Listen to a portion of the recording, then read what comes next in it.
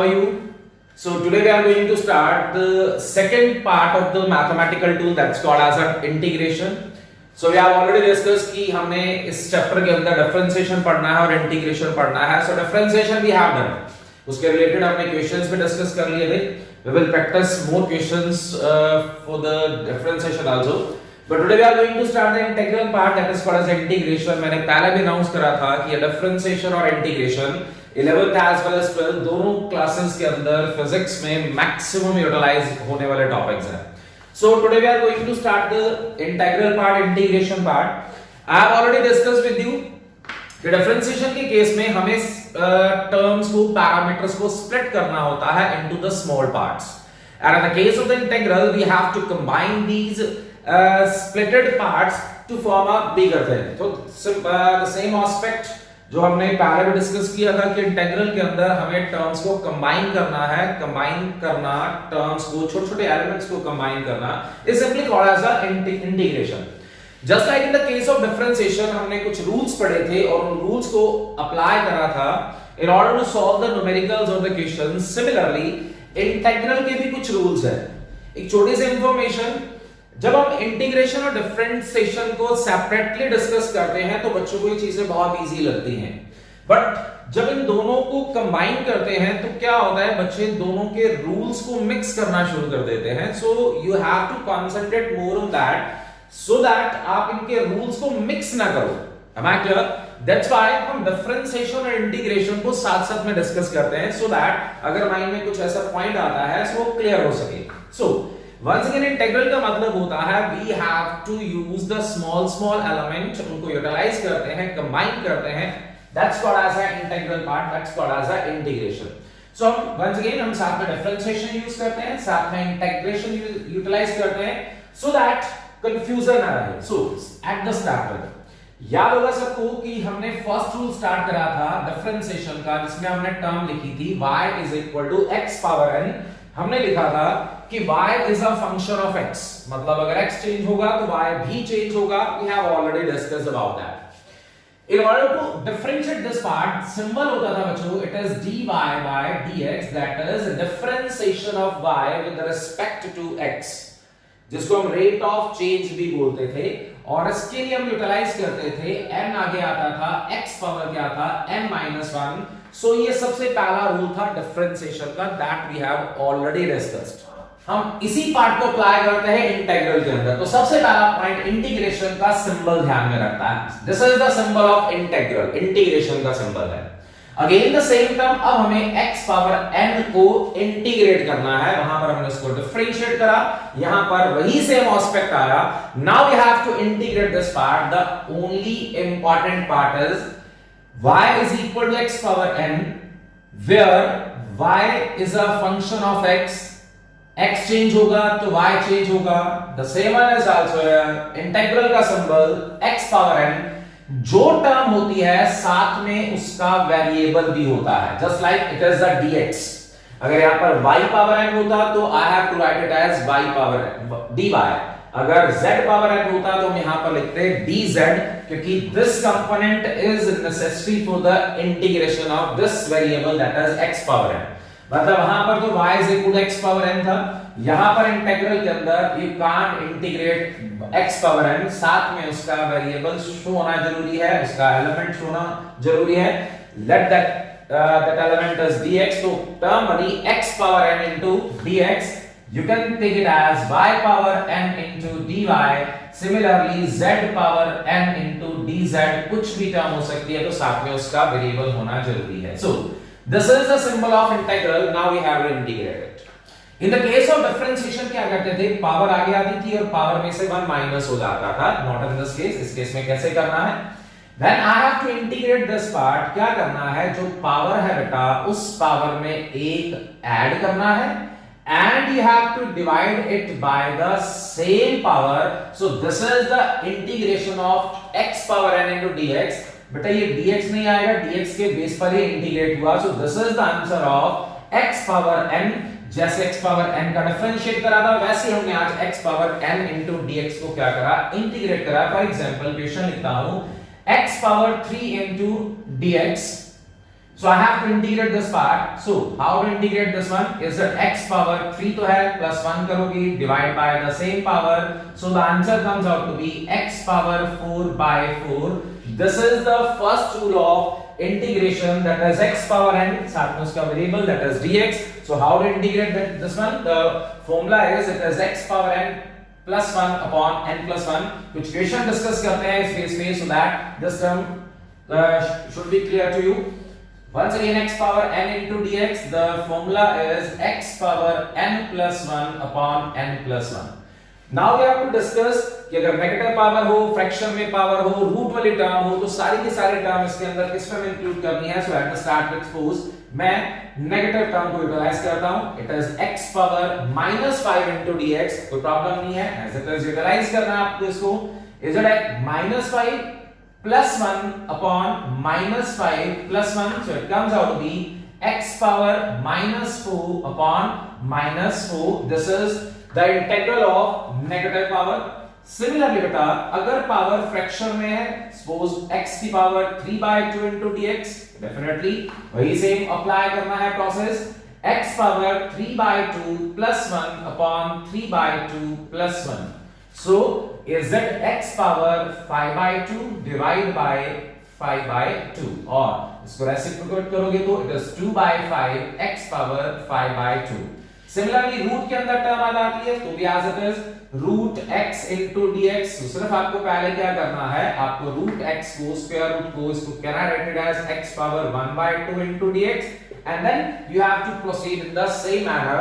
So that's what the very first rule to integrate the terms. सिर्फ difference क्या था बेटा, डिफरेंशिएशन में पावर आगे आती थी और पावर में से 1 माइनस करना होता था. Not in this case. यहां पर अगर x power n into dx को इंटीग्रेट करना है तो पावर के अंदर 1 ऐड करो and then you have to divide it by the same power. चाहे वो माइनस की टर्म है, चाहे वो फ्रैक्शन में है, चाहे वो रूट की फॉर्म में है, we have to apply the same concept on that. So this is the differentiation and the integration of the constant term. पहले constant term की बात करते हैं, differentiation की बात करते हैं. Suppose there is any constant term 1 2 3 4 कुछ भी है. If you want to differentiate this constant term, तो आप सबको याद है constant term का differentiation 0 होता था. But not in this case. So check it out. किसमें हमें इसको utilize करना है. Suppose the term is 1 का इंटीग्रेशन नहीं होता, साथ में उसका कोई ना कोई वेरिएबल होना चाहिए. It may be dx, it may be dy, it may be dz, it may be anything, it may be du, dv, dz, कुछ भी हो सकता है. सो 1 इज अ कांस्टेंट टर्म, साथ में उसके कुछ ना कुछ वेरिएबल होगा. Please listen very carefully, that's a very important one. अगर आपने किसी भी कांस्टेंट टर्म की इंटीग्रेशन करनी है, अभी 1 को अगर मैं छोड़ भी देता हूं, सपोज मुझे इंटीग्रेट करना है dx को, dy को, dz को, then how to integrate this part? dx की इंटीग्रेशन होती है बेटा x, dy की इंटीग्रेशन होती है y, when nothing is given with it. 1 2 3 4 constant given है, कोई प्रॉब्लम नहीं है. अदरवाइज अगर dx dy dz individually term आती है, सो dx की इंटीग्रेशन x, dy की इंटीग्रेशन y, dz की इंटीग्रेशन z, du की integration u, v and so on. Reason सुनो कैसे आया. We have to apply the first rule here. Can I write dx as, कुछ भी नहीं है साथ में, can we say that कुछ नहीं है तो 1 होगा. Definitely constant term है, 1 मैंने साथ में लगा दिया. But so can I write this 1 as x power 0 into dx? आपको पता है anything power 0 क्या होती है बेटा, is it 1 होती है. मैंने क्या करा, अगर साथ में कोई टर्म नहीं है तो मैंने 1 कंसीडर कर लिया. Definitely 1 is there. मैंने इस 1 को किस फॉर्म में लिख लिया, x power 0 into dx, anything power 0 is equal to 1. अब इसको इंटीग्रेट करो by applying the first rule. कैसे होता था, पावर में एक ऐड करते हैं and divided by the same. Check कर लेना आंसर कितना आ जाएगा, x आ जाएगा. इसका मतलब dx की इंटीग्रेशन कितनी बन गई, x बन गई. सभी व्हाट्स अबाउट dy को कैसे इंटीग्रेट करूं, dy लिखा, साथ में 1 लिख लिया. How to write this term, can I have to write this term as y power 0 into dy? Definitely anything power 0 is equal to 1. अब यहाँ पर माइंड ना चलाना कि यहाँ पर x पावर 0 क्यों नहीं लिखा. अगर x पावर 0 लिखता तो यहाँ पर वेरिएबल कौन सा है, dy. यहाँ पर x होता, यहाँ पर dy होता, तो वो x एक कांस्टेंट टर्म बनकर बाहर आ जाता है. We will discuss it in detail. So by power 0 into dy कैसे यूज करना है, इसकी पावर में फिर वही 1 ऐड करो and divided by the same, we got the same answer, that is called as a dy की इंटीग्रेशन क्या बन गई, y बन गई। इसको और इलैबोरेट करते हैं, चेक इट आउट। फिलहाल सिंगल टर्म का डिफरेंशिएशन dx का इंटीग्रेशन x, dy का इंटीग्रेशन y, dz का इंटीग्रेशन क्या आएगा, z आएगा। अब सबके माइंड में क्वेश्चन आता है कि 1 की जगह अगर कोई और कांस्टेंट हो, कोई प्रॉब्लम नहीं है, चेक इट आउट कैसे करते हैं। Suppose the constant is 3 into dx आ गया, आपको इंटीग्रेट करना है। बेटा अंदर वही टर्म रहेगी जिसका यहां पर वेरिएबल है। अगर यहां पर dx है तो अंदर सिर्फ, प्लीज सुना ध्यान से, अगर अंदर dx है, dx वेरिएबल है, तो सिर्फ अंदर x वाली टर्म रहेगी। इसके अलावा जितनी भी टर्म्स होंगी that are considered as a constant and take it outside. यहां पर 3 है, क्या करना है, 3 को बाहर ले आओ। अगर 3 बाहर आ गया, इंटीग्रल के अंदर क्या रह गया, dx रह गया। मैं लिख रहा हूं, तुम डायरेक्ट लिख सकते हो, कुछ नहीं है तो 1 कंसीडर कर लूं। अभी कैसे बताया था, 3 as it is, can I write the 1 as x power 0 into dx, फिर उसको इंटीग्रेट करा था, we got the answer, dx की इंटीग्रेशन क्या होती है, x होती है। so I got the term as 3x, मतलब 3 into dx की इंटीग्रेशन कितनी होगी, 3 बाहर आएगा, dx की इंटीग्रेशन वापस, it is x, so 3 into dx की इंटीग्रेशन कितनी होगी बेटा, that is equal to 3x। for example we have to integrate minus 5 into dx। once again अंदर तो सिर्फ वही टर्म रहेगी जो dx है, dx है यहां पर, तो x वाली टर्म अंदर रहेगी, बाकी सारे terms are considered to be a constant and we have to take it outside. -5 मैंने बाहर निकाल दिया, integral as it is into dx, now no need to apply 1 again. So -5 into dx, dx की integration क्या होती है, x होती है, so the answer comes out to be -5 into x। और एग्जांपल देता हूं, so can we say that, कुछ भी एग्जांपल, कोई भी नंबर आप यूटिलाइज कर सकते हो, 8 into dy आ जाता है। How to solve this one, can we say that we have to take 8 outside, 8 मैंने बाहर निकाला, dy की इंटीग्रेशन क्या होती है, y होती है, so answer comes out to be 8 into y। चाहे कोई भी वेरिएबल आता है, we have to solve it in this manner, और क्वेश्चंस डिस्कस करते हैं based on this one. Now अब हम क्या करते हैं, दोनों पॉइंट यूटिलाइज करते हैं। Suppose the term is 3x into dx, now that's an important one, इसको क्लियर करना। नाउ मैंने 3 के साथ x भी लिख दिया और dx भी लिख दिया। नाउ टेल मी, इनमें से क्या कांस्टेंट है, 3 कांस्टेंट है या 3x कांस्टेंट है? डेफिनेटली यहां पर सिर्फ 3 कांस्टेंट है। क्यों? क्योंकि मैंने अभी क्या बोला, अंदर वही टर्म रहेगी जिसका यहां पर वेरिएबल, यहां पर dx है तो x वाली टर्म अंदर रहेगी, बाकी जितनी भी इसके अलावा टर्म होगी we have to take it outside. तो मैंने अंदर x और dx एज इट इज लिख दिया। अब x की पावर क्या होगी, डेफिनेटली 1 होगी। अप्लाई द फर्स्ट रूल, क्या था first rule, 3 as it is लिख रहा हूं। कैसे इंटीग्रेट करते होते हैं, x की पावर 1 है, is it 1 plus 1 upon 1 plus 1? so tell me the answer, is it 3x square by 2? so we got the answer as 3 by 2x square. I think it is now clear to you. One more question, I'm writing the term -6 into x into dx, और चलो इसको करता हूं x square into dx लिख देता हूं। now which one is the constant here, this -6 is constant here, so take it outside। मैंने -6 को बाहर निकाल दिया। इंटीग्रल में क्या है बेटा, is it x square into dx।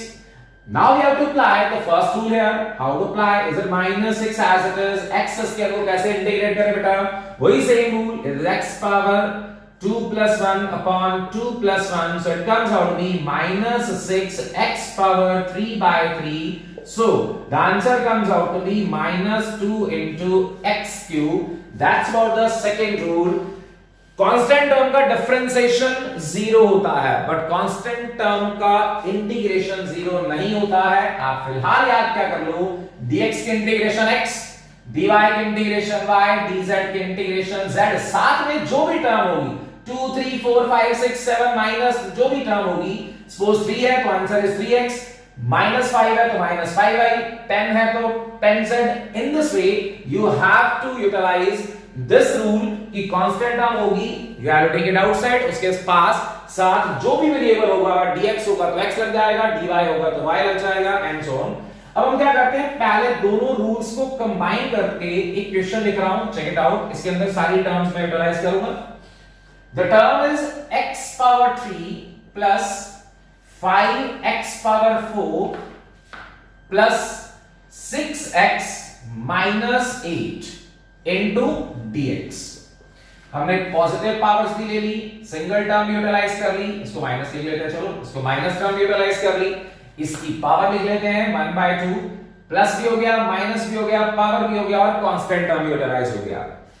इसको हम क्या करते हैं, सबसे पहले स्प्लिट करते हैं। स्प्लिट का मतलब हम पैरामीटर को, हर पैरामीटर को अलग अलग यूटिलाइज करते हैं। सो चेक इट आउट कैसे करना होता है।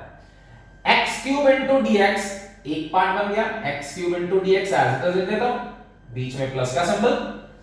दूसरा इंटीग्रल किसका लेना है, 5x power -4 into again dx। बेटा dx के बिना इंटीग्रेशन नहीं होगी डेफिनेटली। अगर आप लिखते हो सिर्फ x³ you can't integrate this part, definitely उसके साथ उसका वेरिएबल्स होना चाहिए। Plus this part into dx क्या लिखूं, इज इट 6x की power 1/2 into dx and last one minus मैंने बाहर लगा दिया 8 into dx। I think it is clear to you now। x³ into dx, 5x power 4 into dx, 6x power 1/2 into dx and minus 8 into dx। Now we are going to start the integral। So apply the first rule, x power 3 है बच्चों, is it x power 3 plus 1 upon 3 plus 1, okay, plus can I have to take 5 as constant as a outside, क्योंकि हमने क्या discuss कर रहा था, dx है तो सिर्फ x वाले टर्म्स को छोड़कर इसके अलावा जितनी टर्म्स होंगी we have to take it as a constant। so उसको take it outside, 5 मैंने बाहर निकाल दिया। अंदर x power -4, how to solve it, it is x power -4 plus 1 upon -4 plus 1, okay, clear। now in this case can I have to take this 6 as outside, 6 in the outside, why, again it is a constant। 6 को मैंने बाहर निकाल दिया।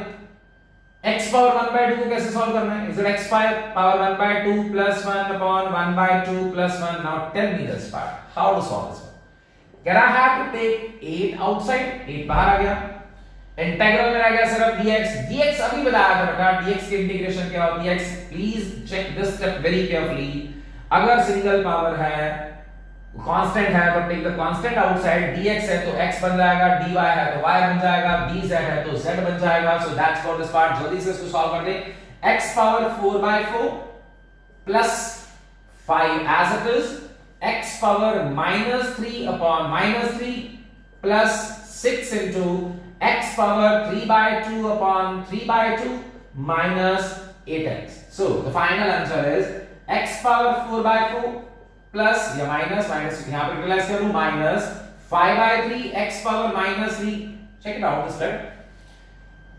Can I write x power -3 as x power 3 denominator में लेता हूं, clear है, -3 बेटा तो उसको मैंने डिनोमिनेटर में ले लिया, प्लस रेसिप्रोकल कर लो, is it 6 into 2/3 x power 3/2। ये बेटा आगे जितना मर्जी आप इसको फर्दर सॉल्व कर सकते हो। जो मेन पॉइंट जो मुझे बताना था, इसके अंदर हमने पहले दोनों रूल यूटिलाइज कर लिए। ये सेकंड वाला रूल जो प्लीज ध्यान में रखना, क्योंकि ये बहुत ज्यादा यूटिलाइज होगा, तो इसे इसका ध्यान रखना है। That's for the first rule. Once again the differentiation of the constant term is 0 but not the integral 0। सो यहां पर इंटीग्रल में उसको कैसे यूटिलाइज करना है, we have already discuss about that. Then move to the next one.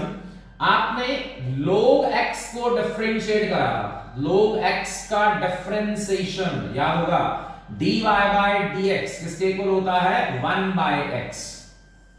am I clear? log x का differentiation होता है 1/x। अब हम बात करते हैं इंटीग्रेशन की। look at this one very carefully। this is again the fixed rule, check it out। इसको भी हम बहुत फ्रीक्वेंटली यूज करेंगे। अगर आपके पास टर्म है 1/x into dx, या है 1/y into dy, या है 1/t into dt, या है 1/u into du, कुछ भी है, अगर डिनोमिनेटर में सेम वेरिएबल है और डिनोमिनेटर की पावर 1 है, प्लीज लिसन वेरी केयरफुली, इसकी पावर सिर्फ 1 होनी चाहिए। अगर यहां पर 1/x² 3 4 5 कुछ भी लग गया तो रूल डिफरेंट हो जाएगा, वो भी डिस्कस करते हैं क्या हो जाएगा। Suppose I have the term 1/x into dx, 1/y into dy, 1/z into dz, 1/u, 1/v and so on.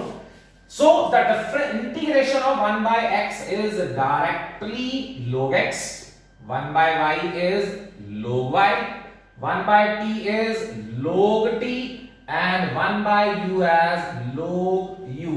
Maximum utilize होगा ये वाला पार्ट.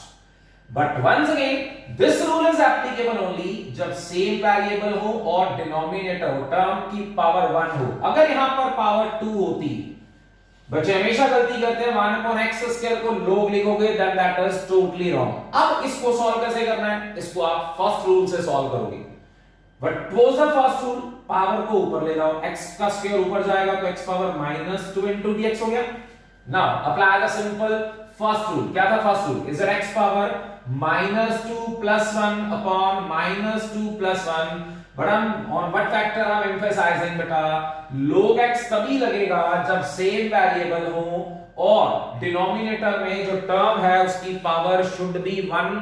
गलती होती है हमेशा क्योंकि बच्चे पावर 2 हो 3 हो फिर भी लोग अप्लाई कर लेते हैं. That's a blunder mistake. So अगर पावर 1 है देन और 1 by रेसिप्रोकल में है, पावर 1 है then the formula is the integral of this part 1 by x is log x, log y, log t, log u and so on. So ये आपको वहां पर अप्लाई करना है. Move on to the trigonometric terms. Just like we have already done in the differentiation, just like हमने differentiation के अंदर पढ़ा था ट्रिग्नोमेट्रिक टर्म्स के बारे में. That's like just y is equal to sin x. sin का डिफरेंशिएशन बात करते हैं. The symbol was dy by dx और sin का डिफरेंशिएशन याद होगा सबको cos x होता है या sin थीटा का cos थीटा होता है. And the important one, just like y is equal to sin x या sin theta, तो differentiation of cos जो था बेटा वो था minus sin x. याद होगा sin का differentiation cos होता है और cos का differentiation minus sin होता है. और ये सबसे confusing part है differentiation और integration का. Reason is integral of sin theta. बेटा ध्यान से देखो, अगर मैंने थीटा लिखा तो मुझे साथ में क्या लिखना पड़ेगा? d थीटा लिखना पड़ेगा. अगर मैं लिखता हूं sin x then it should be dx. You can't take it as sin x into d theta. ये इंटेग्रल नहीं हो सकता है, मतलब you have to take it outside और ये इंटेग्रल नहीं हो सकता है. So if I'm writing sin theta तो साथ में क्या आएगा बेटा? d theta आएगा. Now the important part is sin की इंटीग्रेशन माइनस cos theta होती है या sin x की इंटीग्रेशन माइनस cos x होती है. Similarly cos theta into d theta या फिर cos x into dx.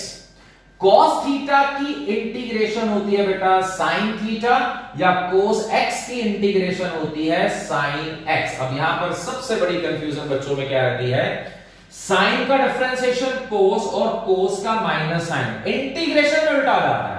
Sign का इंटीग्रेशन माइनस कोस और कोस का क्या बनता है? साइन बनता है. अब इनिशियली जब आप डिफरेंशिएशन पढ़ते हो आपको याद रहता है, इंटीग्रल अलग से पढ़ते हो याद रहता है, पर जब इकट्ठे हो जाती है टर्म्स तो डेफिनेटली बच्चे कंफ्यूज होते हैं कि साइन का डिफरेंशिएशन इंटीग्रेशन, यहां पर टर्म कंफ्यूज हो जाती हैं. सो साइन का डिफरेंशिएशन cos और cos का differentiation minus sine. Similarly sine का इंटीग्रेशन माइनस कोस और कोस का इंटीग्रेशन क्या होता है बेटा? साइन होता है. तो प्लीज इन टर्म्स को आपने ध्यान से समझना है, इसको ध्यान में रखना है बेटा. Now move on to the next part. That's the most important part of this integral जो मैक्सिमम केसेस में यूटिलाइज होगा. That is the limit. How to solve the limit, how to use the limit. सुनना ध्यान से. पहले simple question से start करते हैं. Suppose we have the term x square, साथ में दे रखा है dx. But these are the 2 points in the integral. One is called the lower limit and second is called as the upper limit. अब इसका limit का मतलब क्या होता है? सिंपल से एग्जांपल से स्टार्ट करते हैं. The two points are, suppose there are the 2 point A and B जिनके बीच का डिस्टेंस दे रखा है. Suppose 10 मीटर डिस्टेंस दे रखा है. एक बॉडी A से B पर जाती है with the velocity suppose 5 meter per second. This is the velocity और body is moving from A to B. हम क्या चाहते हैं? हम एक लिमिटेड पार्ट में उस बॉडी की वेलोसिटी को कैलकुलेट करना चाहते हैं. फॉर एग्जांपल मैं चाहता हूं कि मैं देखना चाहता हूं कि 2 मीटर से लेकर 7 मीटर के बीच में बॉडी की वेलोसिटी क्या थी. In order to find out the velocity of that body in between 2 to 7, can I say that 2 is the lower limit जहां से वो स्टार्ट होगी and 7 is the upper limit जहां तक जाएगी. इसको बोलते हैं बेटा लोअर लिमिट, इसको बोलते हैं upper limit. Similarly in the integral part हमें क्या करना है?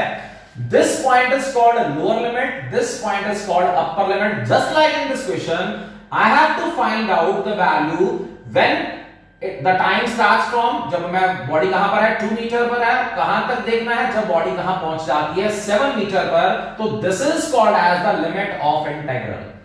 जब आपको लिमिट नहीं दे रखी, it means we are calculating the whole part, but when the limits are given to us, then how to solve this limit, check it out. आपने इंटीग्रेशन सिंपल जो मेथड अपने डिस्कस करा, रूल्स जो discuss करे उसके accordingly करना है. तो x का स्क्वायर जो है कैसे सॉल्व होगा, it is x power 2 + 1 upon 2 + 1. Integral होने के बाद you have to use these brackets, square bracket utilize करनी है.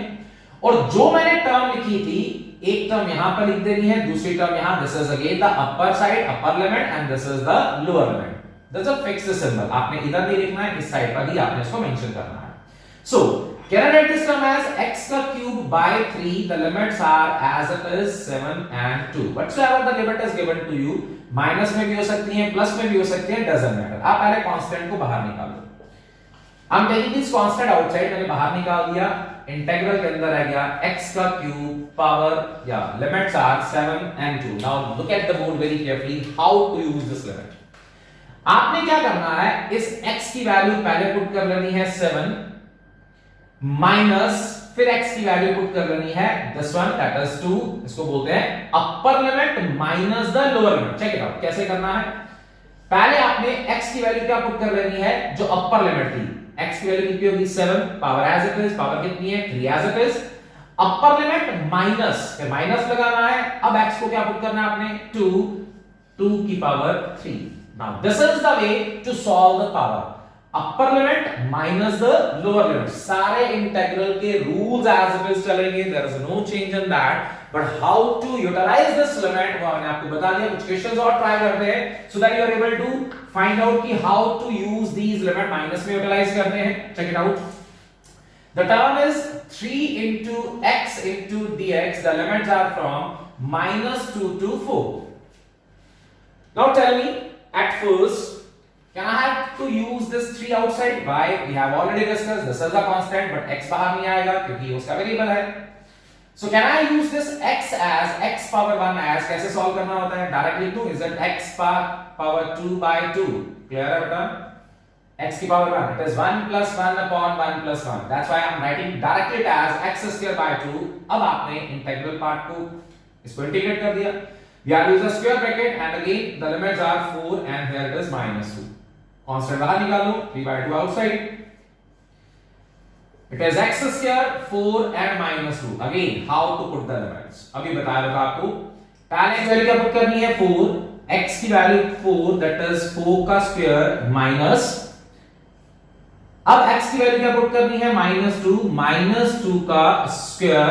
So in this way you have to solve this part. It is 16 -2 का square is 4. So by utilizing this one you will get that answer. So the important part is upper limit minus the lower limit, minus as it is, then we have to put the lower limit. So in this way you have to utilize these limits. So that's for the rules of integration. We will discuss one more assignment or totally based on this integral part. So please complete all these rules, all these formulas very carefully. In our next lecture, we will discuss the numericals based on the integral.